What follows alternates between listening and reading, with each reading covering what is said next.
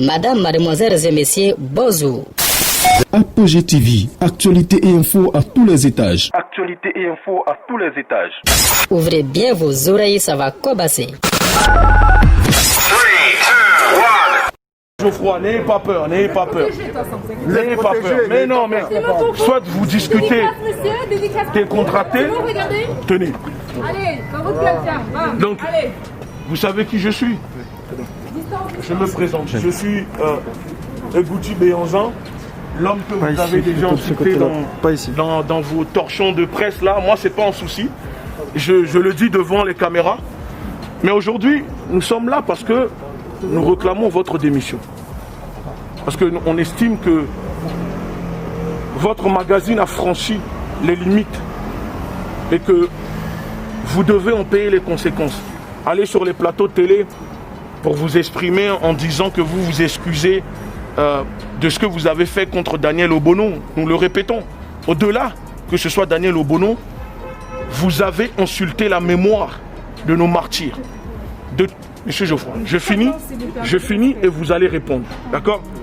Vous avez insulté la mémoire de nos martyrs qui sont morts, déportés par l'État négrier français. Et vous savez très bien que, en le faisant, vous avez voulu déclencher un bad buzz. Monsieur Geoffroy, un bad buzz pour essayer peut-être de faire la pub de votre magazine.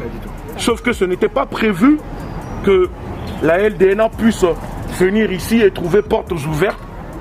À peine on a poussé la porte, il n'y avait rien, c'était pas fermé. Donc déjà, votre plainte, nous, il n'y a pas de souci. Nous sommes prêts à répondre, nos avocats sont prêts à répondre. Et on a d'autres vidéos, vous savez qu'on n'a pas forcé l'entrée de votre bâtiment. Qu'on arrive, c'est un bâtiment, ça peut être, voilà, il y a des habitations. Quand on pousse une porte et que ça s'ouvre, on rentre, on regarde, on est reparti, on a refermé la porte de vos locaux. On aurait pu le laisser comme ça, d'accord? Ça a été refermé. Donc aujourd'hui, est-ce que vous trouvez normal que vous continuez, parce que ce n'est pas la première fois, on sait que vous tapez tout le temps sur les Noirs dans ce pays. Qu'est-ce que vous voulez finalement? Je vais vous poser la question et vous allez répondre. Vous voulez déclencher une guerre ici en France entre les citoyens ou vous voulez apaiser les choses pour en vivre ensemble? Qu'est-ce que vous voulez? Parce que vouloir utiliser ce que vous avez fait contre Obono pour essayer de monter peut-être les Noirs contre les Arabes à vos intérêts, à vous, parce qu'on sait que vous avez un problème avec l'islam, vous, valeur actuelle dans ce pays, ça n'a pas fonctionné. Donc, vous voulez quoi? Déjà, monsieur, vous vous trompez en fait complètement sur toute la ligne de ce qu'on veut déjà pour commencer. Moi, je ne veux pas. Parlez un peu fort, on veut entendre aussi nous qui sommes derrière. Je ne veux pas. Je suis désolé, j'ai un masque, c'est pas pratique. Oui, c'est bon. Sur Internet, il n'y a pas de masque. C'est bon. Parlez fort. Je ne voulais pas provoquer de polémique. Je regrette cette polémique. C'est pour ça qu'on a présenté des excuses à Daniel Obono parce que vous ne voulez pas. On l'attend. Je suis pas en train de faire un spectacle. Je parle à monsieur. Je réponds à monsieur. On veut entendre. C'est bon, laissez-le parler. Donc on ne voulait pas provoquer de polémique, je regrette cette polémique, c'est pour ça qu'on a présenté nos excuses, parce qu'on ne voulait pas la blesser personnellement. Maintenant, j'entends bien de tout ce que vous dites, la seule chose qui est vraie, c'est qu'en fait, ce qui vous rend hystérique aujourd'hui, ce qui vous a conduit à venir faire cette manifestation, c'est parce que vous ne supportez pas qu'on puisse évoquer, qu'il s'agisse de nous ou d'un historien ou d'universitaire, la question de l'esclavage autrement qu'en disant que c'est l'occidental qui a esclavagisé l'Africain. Voilà. Attendez, laissez, je vais répondre. Non, mais d'accord. Le but de cette fiction, c'était de prouver que le discours indigéniste et racialiste qui est le vôtre, moi je m'oppose à ces idées. Racialiste? Absolument. Vous, venant d'un nazi comme vous, en facho comme vous, vous nous traitez de racialistes? Moi je ne parle jamais de la race.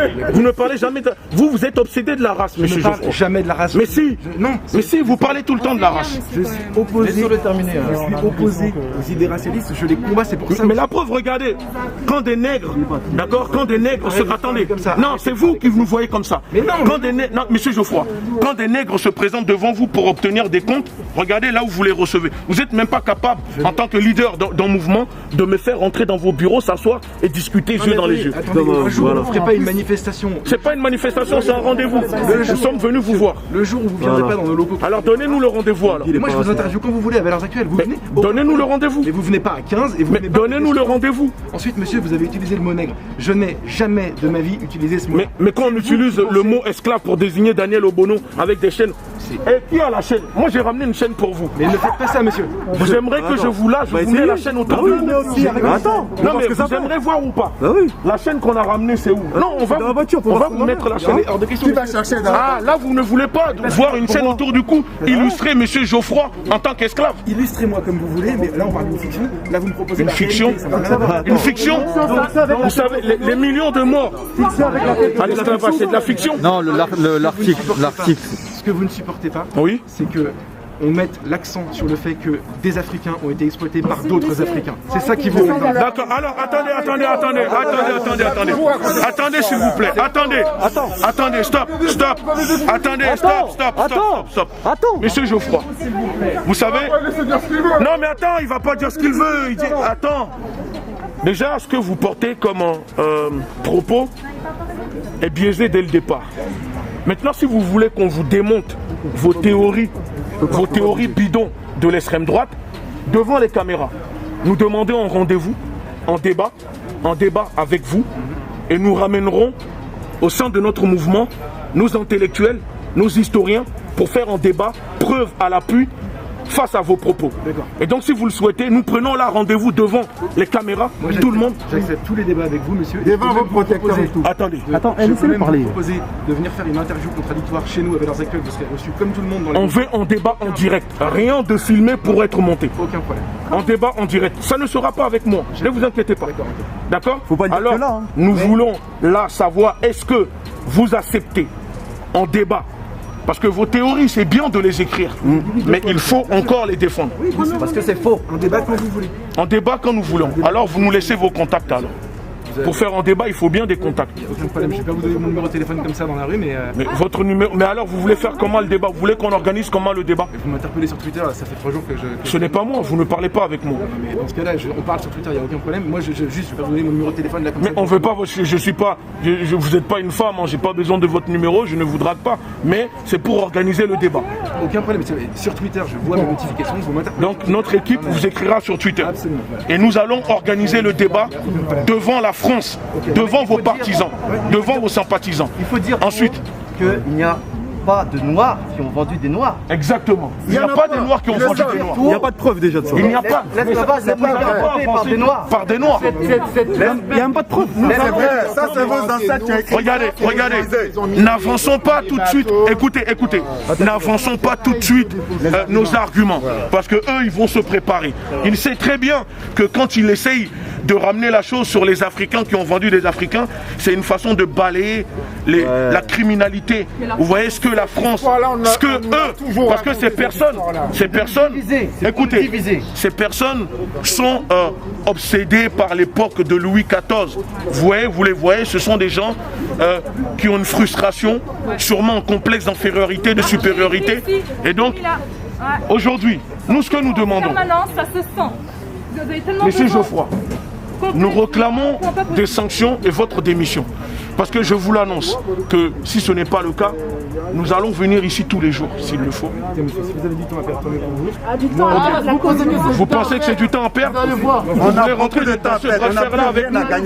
Non mais, monsieur Geoffroy, est-ce que vous êtes sûr? Parce que là, il y a les policiers qui sont là, qui vont être témoins. Vous voulez rentrer dans ce bras de fer là avec nous? Ce que je vous dis, c'est juste que je vais retourner travailler. Je suis venu vous voir parce que vous êtes là et vous avez demandé à votre Désolé, non, je suis désolé alors. Vous croyez que nous on est des chômeurs? Vous voyez ici, vous voyez tous nos membres. La plupart sont tous des chefs d'entreprise ici. Mais je dis pas l'adresse, monsieur, je vous connais pas, donc c'est pas le problème. D'accord, mais vous ne nous connaissez pas, mais vous vous permettez d'écrire tout et n'importe quoi pour insulter des noirs. Non. Je vous dis juste, je n'ai jamais insulté quelqu'un à cause de sa couleur de peau de toute ma vie.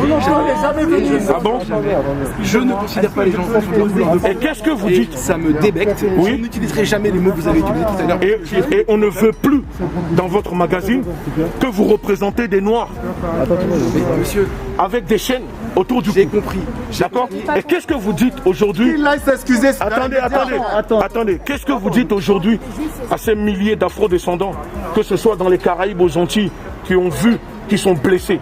qu'est-ce que vous leur répondez? Je dis à tous les gens de bonne foi qui ont été blessés que j'en suis désolé. J'ai dit quelle était mon intention, c'est-à-dire que ça n'était pas une intention de jouer avec l'esclavage, que je trouve que c'est une atrocité, une monstruosité, et ça n'était pas ça. Mon intention, elle était très différente.